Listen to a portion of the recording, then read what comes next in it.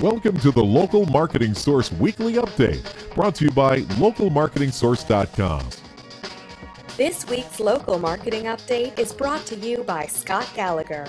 Scott is the co-founder of Local Marketing Source and has become the recognized expert in providing online marketing services to local businesses. Follow Scott on Twitter at ScottGallagher5 and on Facebook.com/ScottPGallagher. Well, good afternoon, everyone. Scott Gallagher here with Local Marketing Source, bringing your weekly local marketing industry update. Now, next week's LMS member call is going to be Wednesday, February 11th at 4 p.m. Eastern.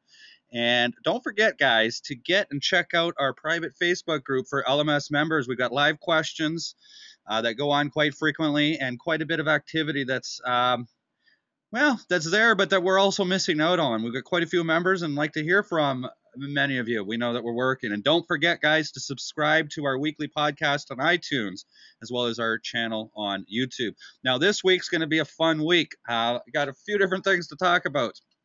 And we're going to go over, I had a conversation today with an LMS student, and it just reiterated some of the discussions that we have in regards to niche-based marketing. And I want to talk about that not just for an internet marketing agency, for any business that's out there. Next, this one's going to be fun. We just had the Super Bowl here in the United States, and if you're not American, chances are you probably weren't involved unless you had some ties to this country. But people in America tend to feel like that it's a international sport. But even being a Canadian, I know many of Canadians, and including myself, watched more NFL than CFL, which is the Canadian Football League. And just a little side note here for any NFL fans, the Canadian Football League has got bigger balls. So yes, Canadians, we do have bigger balls. We've got a longer field, and we've got one less down.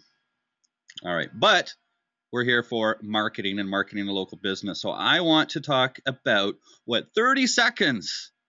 A 30-second ad has, that's the biggest thing. It's almost like the commercials of Super Bowl are bigger than Super Bowl itself. So we're going to talk about how much money that was and what you can do with that money on the internet. It's mind-blowing.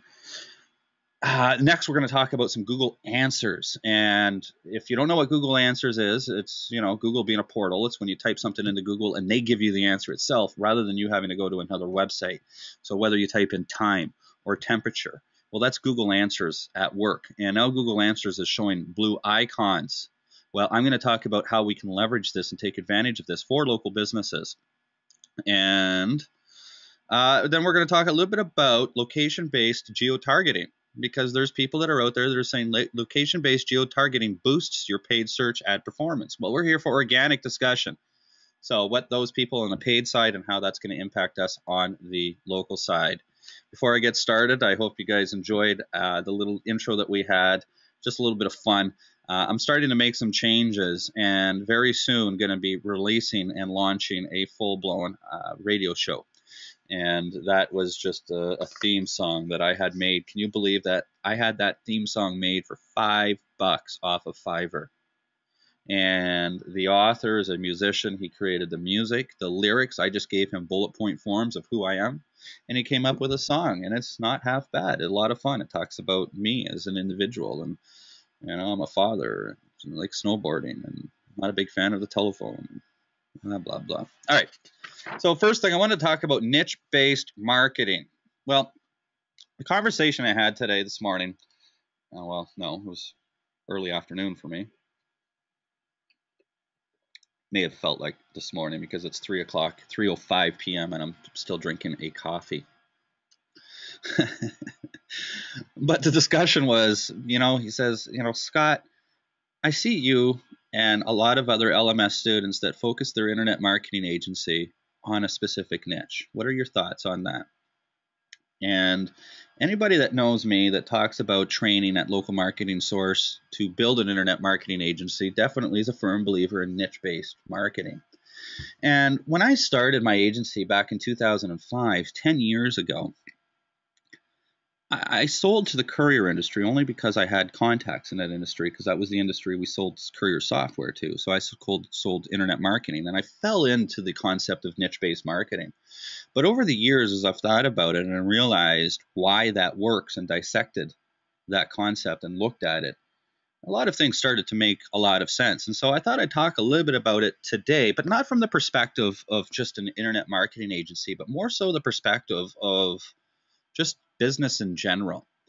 And we know statistics like 90% of businesses fail inside of the first year. I mean, that's a fact. It's not an opinion. It is what it is. And there's a lot of different reasons why businesses fail. But when we talk about search engine optimization, or we talk about marketing and the definitions of it, their definitions are merely identical. And it's just a matter of creating content. You know, marketing is a matter of creating content. However that content comes out is irrelevant for the discussion of definition, whether it's video or an article. Where that article is, it doesn't matter. A brochure, a business card, a billboard.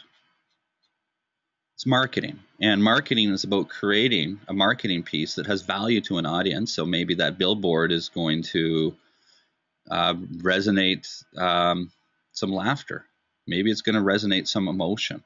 You know, when a billboard can do that, well, that's some of the value. That's about all the value we can achieve from that, from a 3 or 4 second display of an ad. But an article inside of local newspaper, there's a lot of value with that. And so with SEOs, what we do is we create content that has value. Like we create content like all the profiles that are out there, all the citations for local businesses. Those have value because if somebody goes to Yelp, they want to know, when is a certain business open?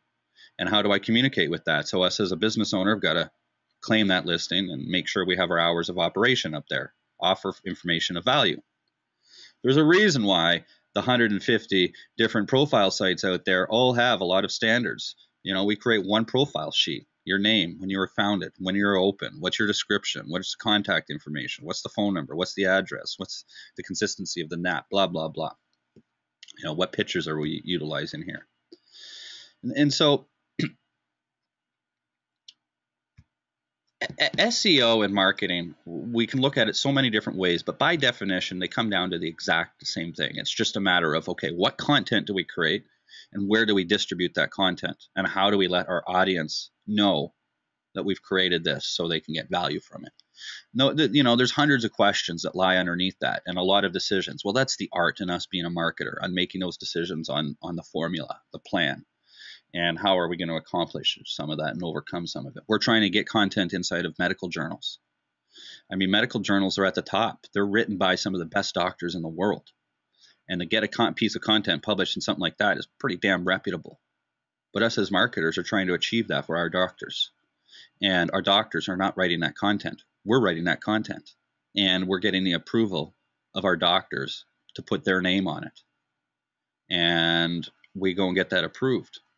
Well, those accomplishments are huge. There's a tremendous amount of effort to write an article that's going to be printed inside of a medical journal. You've got to have a tremendous amount of data and knowledge. What about just industry publications? I mean, here's an example of an article that we're trying to get published into the National Dental Magazine, and it's just toothpaste and gluten-free, written by us, but it's got our dentist's name on it. So that choice of what to make, but the fact of the matter is I'm still trying to establish that SEO and marketing, they're the same thing. And you know, there's fundamentals in marketing that no matter what marketing book you pick up, whether it was from the 60s and blow some dust off of it, or you go to some of these internet marketing conventions now, they're all labeling it a little bit differently. But at the end of the day, it's all about customer segmentation. In other words, understanding who your specific audience is. Another example is I was in a conversation last week with another student, and I said, you know, you don't even know who you are. You have no idea who you are and who you're trying to talk to. He said, well, yeah, of course. I said, well, who do you talk to? He says, well, businesses that are local. I said, well, hang on a second here. Let's take 3 different businesses. We're going to take a restaurant. You've worked a little bit in the tourism industry. We'll talk about a tourist business, and we'll talk about a service-based business like a dentist. Now, you're trying to sell to all 3 of those is what you're telling me, right? Well, yeah, great. I'll take those. All right. So when you're creating your messaging on your website and you're delivering solutions to these people, addressing their pain, we know why people buy and they try to solve a certain problem, and you're trying to solve that problem with the information. And when you talk to them and you offer them a solution and discuss that, you know, you take a restaurant. Well, there's no way that I'm going to go and sell SEO to in most cases, financially speaking, restaurants. I can't make money at it. I don't think that, you see, a restaurant, here's just an example. If I'm charging $1,000 a month and I got to charge at least $1,000 a month or more to deliver the service that I feel is best in order to get ranked on #1 on Google, I don't settle for anything less than #1 or 2.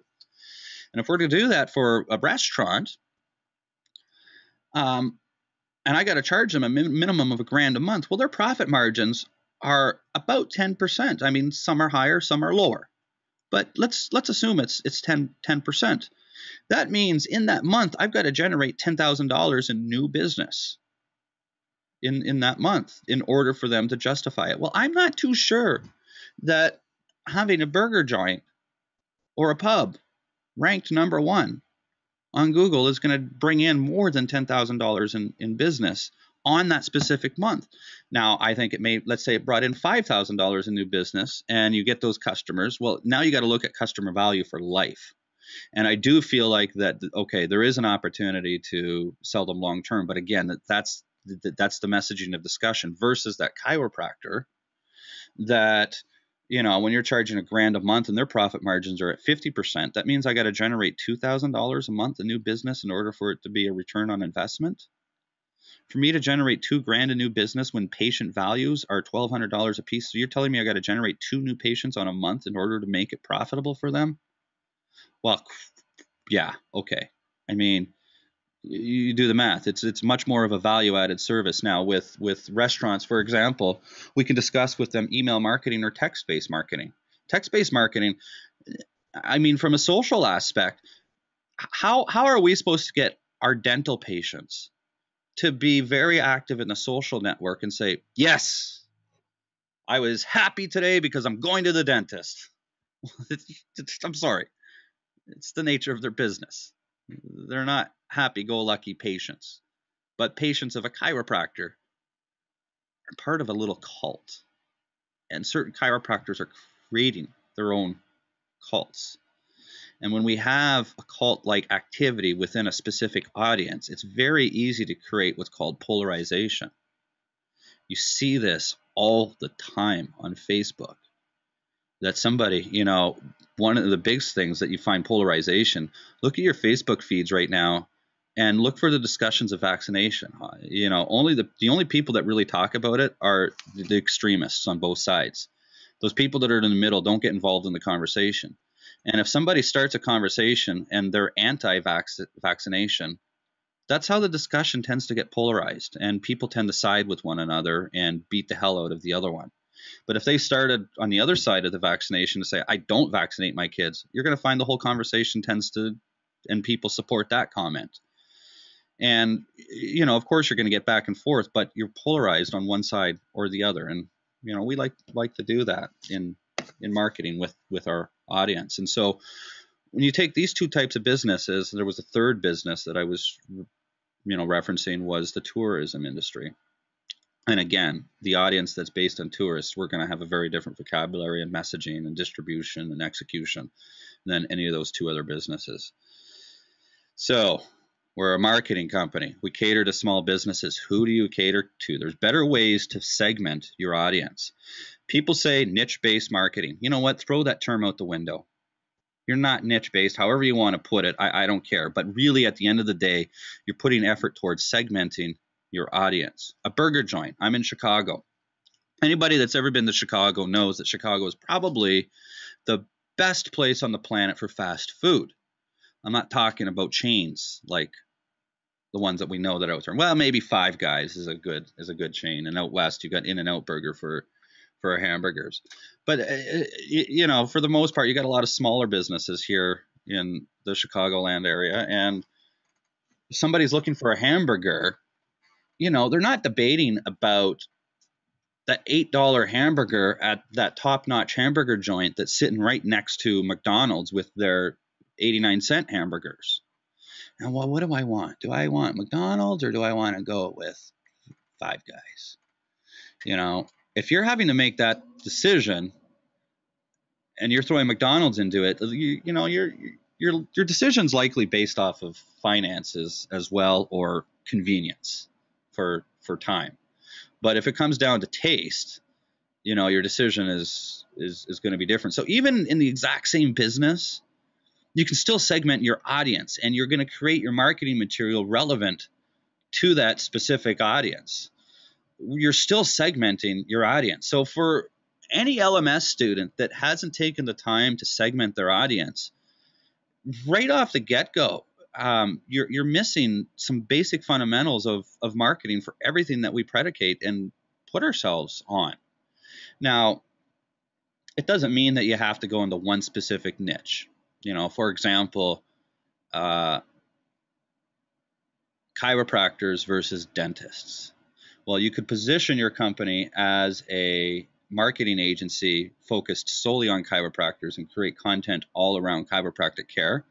Or you can create an agency focused around professional services or bodily services or enhancements and work with chiropractors and dentists and massage therapists and aesthetic individuals, and because the messaging that you would create for those types of businesses are the same. Or the messaging for an electrician versus a plumber versus an HVAC guy, it's going to be all relatively the same. So not so much niche-based marketing for any local business, but segment your audience. And every single local business has got the ability to segment their audience. And we deal with lots of chiropractors. I mean, the content we're going to create is going to be different for different chiropractors based off of their principles and their philosophies. Dentists, some go after teeth whitening. Some say, hey, we can drug you up and not feel anything, and we got the best drugs out there. And some say, hey, we'll fix your pain immediately.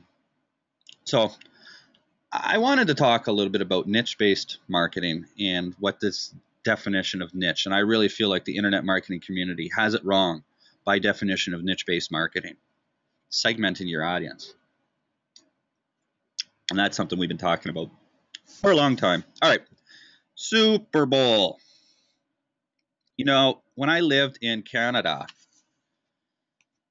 I had friends that were NFL fans, and I had a roommate for 3 years that every single Sunday was ritual all day. He had his chicken wings planned out and his beer and everything. And, so I had an opportunity to watch, but I never really got into it. And, even though I was in sales in the United States, I always joked saying, I've got to learn golf and I got to learn football. And I just never really had much of a passion for it. But then I moved to the U.S. and, when in Rome, maybe it's being around the energy of people. Well, I slowly begun to learn the game of football. And I'm not a Bears fan as much as I'm a general football fan. And I'm not a big football fan that if I miss any games, but I definitely would like to see all the Bears games if they're playing. They didn't play this year.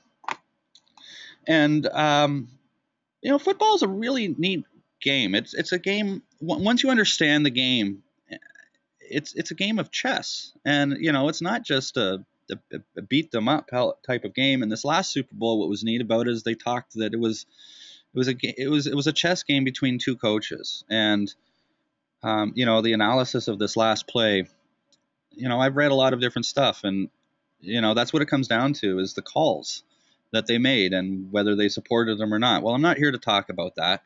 I'm just saying it was neat and it was involved. But at the same time, as a marketer, when I watch commercials, I watch them differently than most people.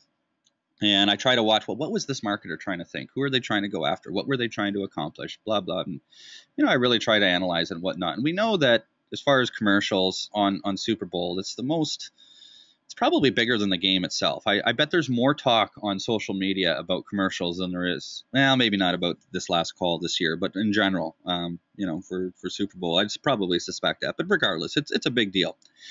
And, I remember when I was in high school for a 30-second slot on the Super Bowl, it was $1 million, and I was blown away by that. Maybe I was even in university at the time. Regardless, as we're still talking 10, 12 years ago. And Now, to get a 30-second slot, it's over 4 million. I think it's like $4.5 million on average to get a 30-second slot. Well, that tells me a few things. If it goes up 450% in 10 years, there's obviously demand. If there's demand, there's obviously results. If there's results, people will pay for it. So you have $4.5 million to spend on your budget, and you can choose a 30-second ad on the Super Bowl. I don't know what the viewership numbers are. I wonder if anybody knows. Anybody on the line know what a viewership is of a Super Bowl ad? Well, regardless, let's make a couple of assumptions. We know it's the most watched event in the United States, and so you're probably talking, I don't know, 50 million, 60 million that view it for 30 seconds. That's possible. There are a lot of people that get up and take a pee and go and grab another beer. So let's just say 50 million. Well, what would $4.5 million buy you on the internet? This is mind-blowing. $4.5 million will buy you 2.5 billion impressions across the internet for a minimum of 24 hours, using an average cost per impression of 1,000 of $1.50, which is actually relatively high. So in terms of exposure, can we agree that paid targeting on the internet is better than targeting on a television channel? We can segment based off of geography. We can segment based off of age, gender, education, workplace. You can't do that with television, and you only pay for what you show. So a targeted campaign that gets 2.5 billion views, you think you're creating brand awareness? Holy fuck. Sorry, pardon my language. That blows me away. Okay? What else can you do with $4.5 million? You tell me, if you had the opportunity to take over the homepage of YouTube for 11 days, do you think you would get greater exposure than 30 seconds on the Super Bowl with targeting? 11-day takeover of YouTube. Here's another one. There's another mind-blowing one. What about a 9-day takeover of Turner Networks? Well, you say, who's Turner Networks, Scott? You're saying I can take over Turner Networks for 9 full days for $4.5 million. Well, Turner Networks, guys, owns TNT. They own CNN. They own NBA.com, AdultSwim.com. The list goes on. What else can you get? 45 days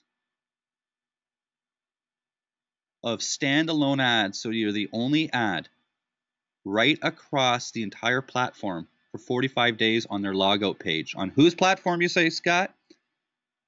Facebook.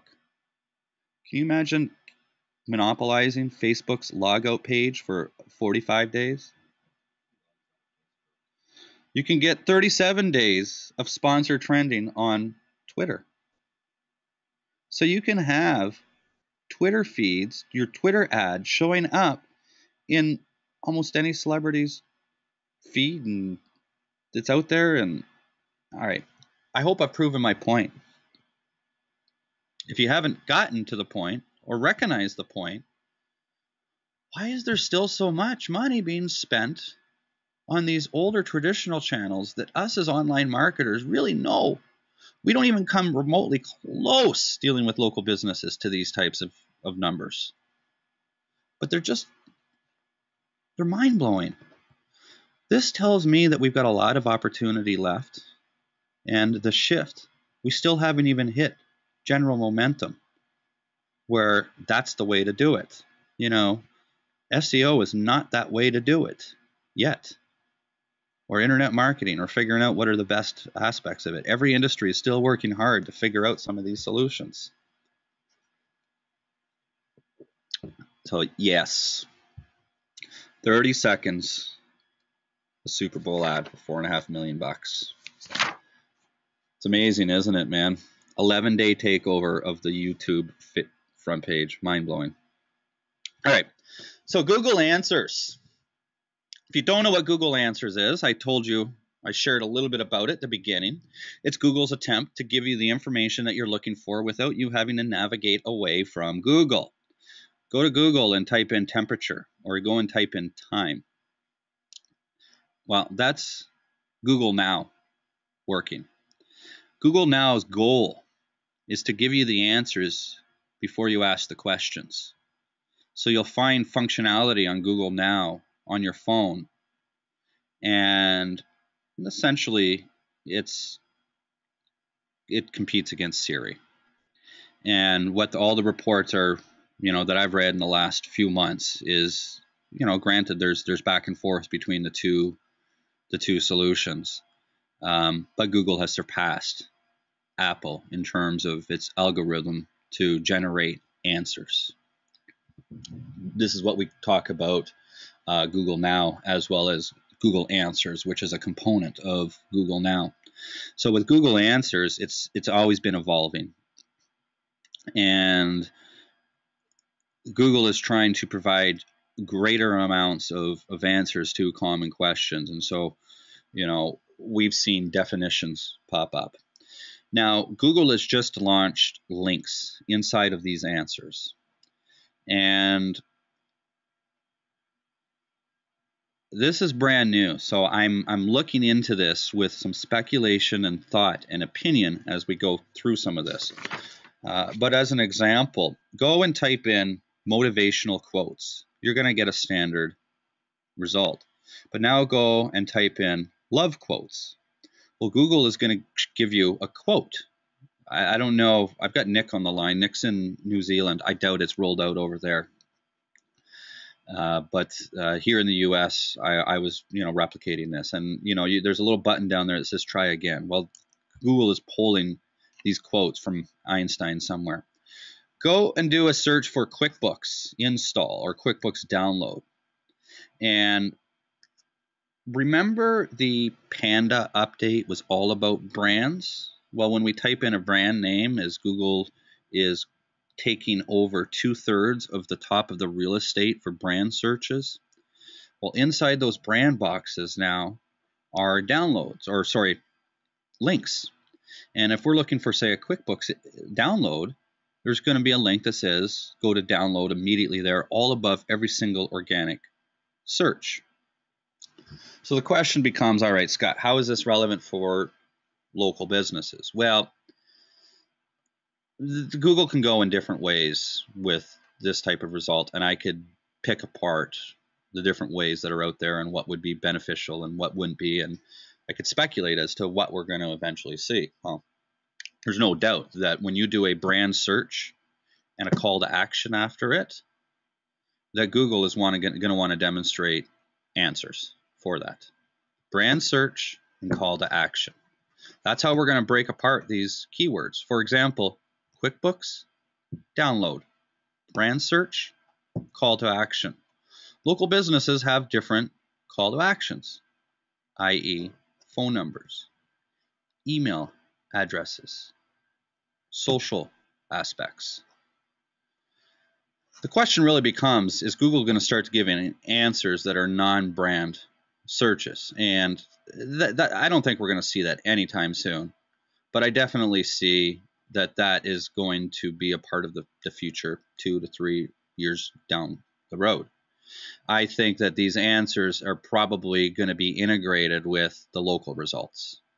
So where we see a snippet of 3, sometimes we see a snippet of 7, sometimes we see an embedded result of 1 local result. Well, I foresee that those are going to be integrated directly into answers, which are going to be more prevalent on the page. So the question becomes, all right, well, how do I get these links? And, one question always was, well, how do I get double listing on the front SERP?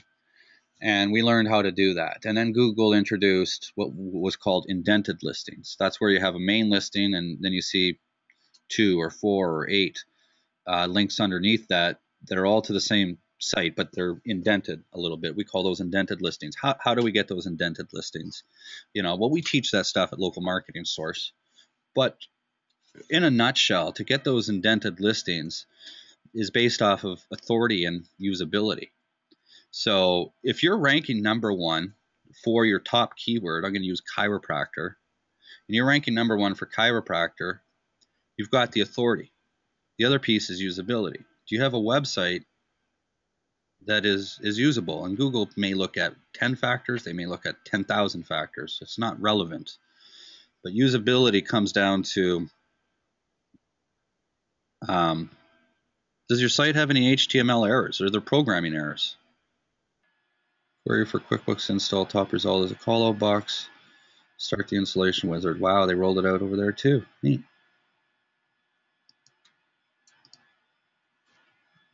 Where did I get those media stats from? Well, we're not into questions yet, but I'm going through them. Those media stats, I pulled them out of the air, Nick. I made them up, man. Isn't that what all statistics are? Just made up? Give me a second here. I'm going over my notes, and we'll get you, look like from marketingland.com. Marketingland.com is where those statistics came from. Greg Sterling was the author of that content. So yeah, we were talking about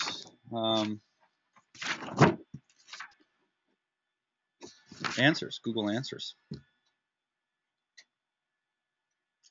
And just the last thing here was just location-based geo-targeting. Is it going to boost any page search ad performance, or does it? And is that going to affect local aspects of it?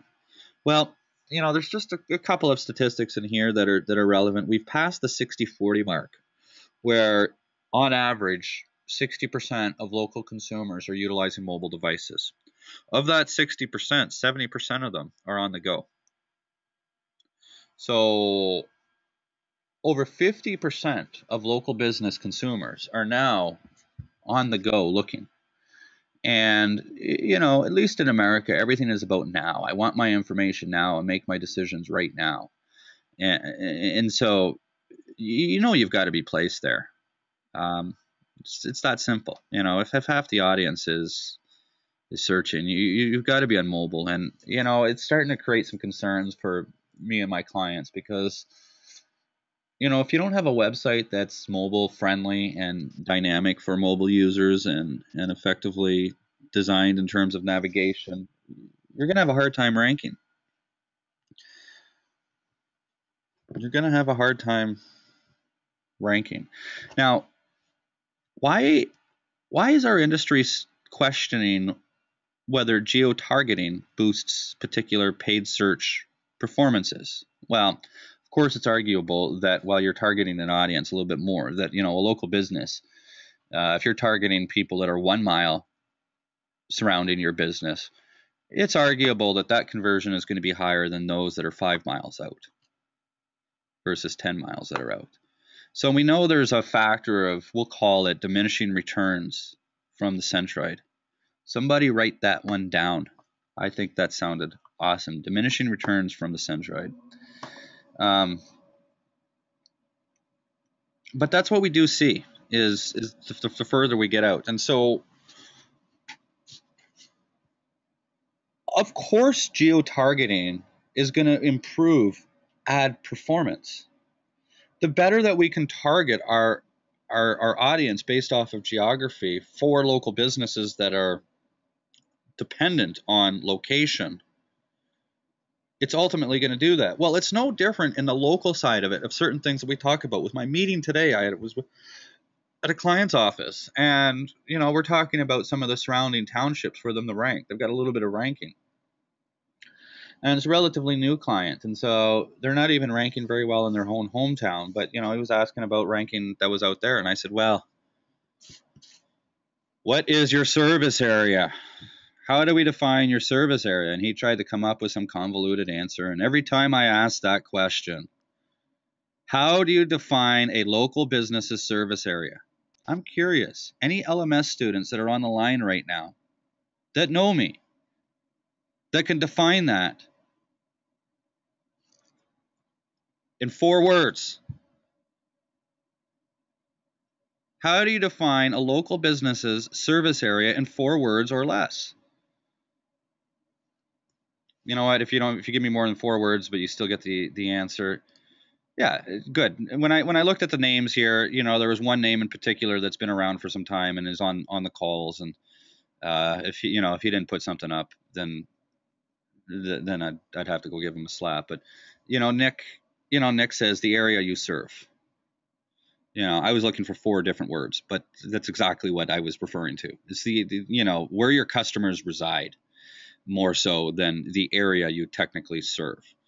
If you're a chiropractor, your average area serviced is about, we'll say, 5-mile radius. But if you have patients that are frequently traveling from 10 miles all around that, circumference, then it's easy to say, well, the area that you serve is now a 10-mile radius. But why would one chiropractor next to another one serve 5 miles and the other one serve 10 miles? Probably because they've got happy patients and they offer a good service that their patients feel, it's worth it for me to drive past 4 chiropractic offices to go and visit this one guy. So it really comes down to where your customers are, where your customers live. How far your customers are asking you to travel for plumbers, or how far your customers have to travel to come see you. It's one or the other. Now, if we can take a map and draw a big circle around it and pinpoint exactly where all of our customers are, we're going to start to define a circle. Well, that is your service area. And so you want to increase your service area, get more customers outside of that circle. It's that simple. How do we show the search engines that you've got more customers outside of that circle? Reviews. It's that simple. You want to start to encourage your customers to rank in surrounding townships? Get customers in those townships to leave reviews. Do whatever the fuck you got to do to get those reviews. I swore there with intention to emphasize, do whatever you have to do to get those reviews. I got to take that back, actually, and be a little cautious about saying do whatever you have to do. Well, no, I'm not referring to any gray hat or black hat techniques. You beg or plea or borrow. Take the customers out for dinner. Send them gift baskets. Pick up the phone and call them and ask them. Follow up. There's a lot of options that you have to influence patients and customers, prospects and clients to leave reviews. All right, so that's going to come to the conclusion of today's update, folks. I'm going to take some time. I'll take 30 seconds. I'll be back and answer any questions that may have been asked.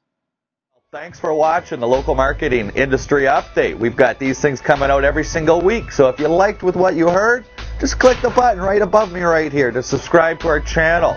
If you'd like to get a little bit more, right over here, go check out localmarketingsource.com. We've got free reports that you can grab. You can even register for a free marketing course to get in and see the portal. Or just go ahead and follow us on some of the social channels. We'll be around. Until next time.